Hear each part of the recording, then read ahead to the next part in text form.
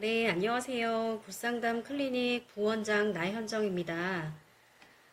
먼저 배우자의 바람을 알게 되면 충격과 배신감, 분노, 슬픔, 아주 부정적인 감정에 휩싸이게 됩니다.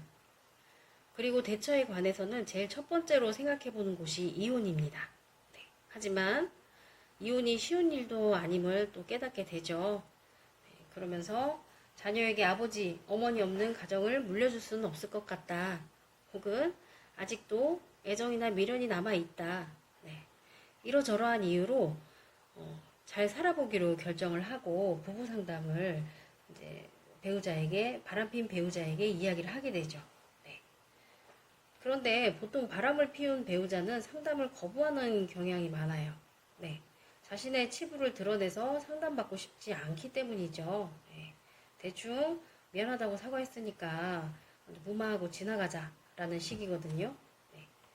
하지만 피해 배우자가 집에서 그 바람핀 배우자를 들들 볶고 괴롭히고 또 뭐 의심, 직착, 불안 이런 것들로 계속해서 괴롭힌다면 이제 바람핀 배우자도 그래 부부 상담 받으러 가자 포기하는 마음으로 오게 되십니다. 네, 이런 외도 문제로 부부 상담을 하게 되는 목적은 크게 세 가지입니다. 크게 세 가지 상담을 진행을 하는데 첫 번째는 대처를 위한 부부 상담이에요.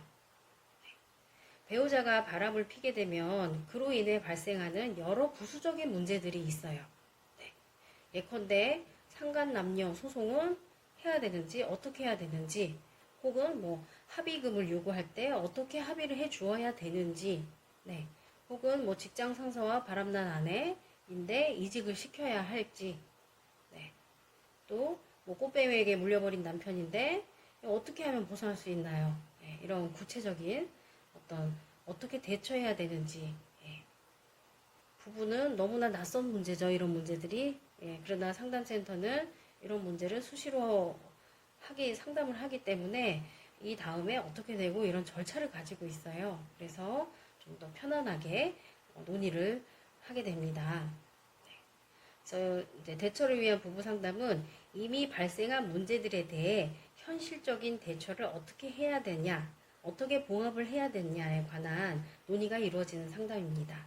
네. 두 번째는 피해자의 심리 치료를 위한 부부 상담이에요. 네. 배우자의 바람 문제를 가볍게 사과 한마디로 끝낼 경우, 네. 이런 경우 피해 배우자의 마음의 상처가 덧나고 곪고 골마요.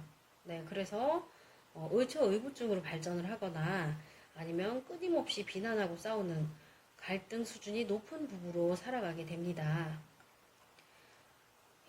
예컨대 공감이 부족한 남편은 아내의 상처에 공감도 잘 못하겠죠? 그러니 사과도 대충 하고 이후에 뭐 행동에 변화도 없고 아내의 마음속에 감정이 막 쌓입니다. 네. 혹은 폭력을 행사하던 남편을 벗어나서 바람이 난 아내라면 이 남편한테 미안한 마음이 크지 않을 수 있죠.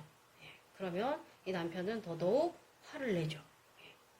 그럼에도 불구하고 이 부부가 살아야 한다면 부부 상담이 얼마나 절실하겠어요. 네. 부부 상담을 통해서 피해 배우자의 감정이 해소되도록 돕고 이 해소를 돕기 위해 바람 피운 배우자가 가져야 할 태도에 대해서 안내를 드립니다. 네. 혹은 이제 바람 피운 배우자의 잘못된 성도덕관이나 뭐 중독의 문제 이런 것들은 심리 치료나 낮은 자존감 치료 이런 것들로 개선시켜 나갈 수도 있습니다. 네. 세 번째는 재발 방지를 위한 부부 상담이에요. 보통은 부부 상담을 오실 때 우리는 뭐 대충 봉합을 했습니다 라고 하는데 계속 불신과 불안이 있어요. 왜냐하면 원인이 되는 것을 바람을 피우게 된 원인을 해결하지 못했기 때문이거든요. 네. 외도는 지난 결혼 생활의 결핍과 맹점을 비춰주는 후레쉬와 같다는 말이 있어요. 네. 부부 상담센터에서는 이 부분에 굉장히 무게를 두어 상담을 하게 되는데 재발을 막기 위해서는 원인에 대한 파악이 우선해야 되겠죠. 네. 예컨대 남편이 수시로 성매매 기관에 가서 막 바람을 피우고 다녀요. 그러면 이유가 뭔가 봤더니 남편의 성중독인가? 그거는 아니었던 것 같아. 결국은 굉장히 한 10년 동안, 기간 동안 아내가 남편의 성관계 요구를 거부했던 것들. 네. 이 밝혀진 거죠. 이것처럼 뭐 바람의 직접적인 원인과 책임은 남편에게 있지만 어떤 성적 욕구 불만을 가득 가지게 만든 아내의 어떤 무관심, 무심함 이런 것도 한 몫을 했다라는 거를 부부가 같이 이해해야 되는 거죠. 네. 또 뭐 부부의 권력이 너무나 불균형적이어서 권력이 낮은 쪽에서 바람을 피움으로써 자기 존재감, 네, 자기 힘, 어떤 것을 찾으려 했을 가능성도 있어요. 아, 나 아직 살아있다 라는 거 확인하고 싶어서 이제 바람을 피우는 경우도 많습니다.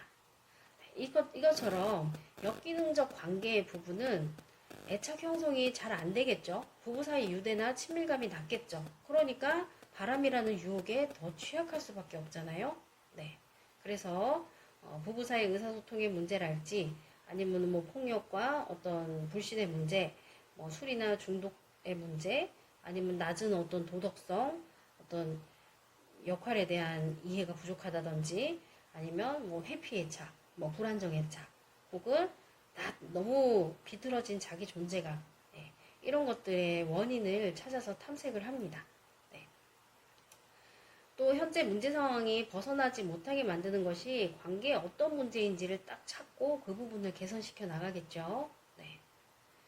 마지막으로 부부가 건강한 애착을 형성해서 나갈 수 있도록 소통과 감정의 문제를 다루게 됩니다.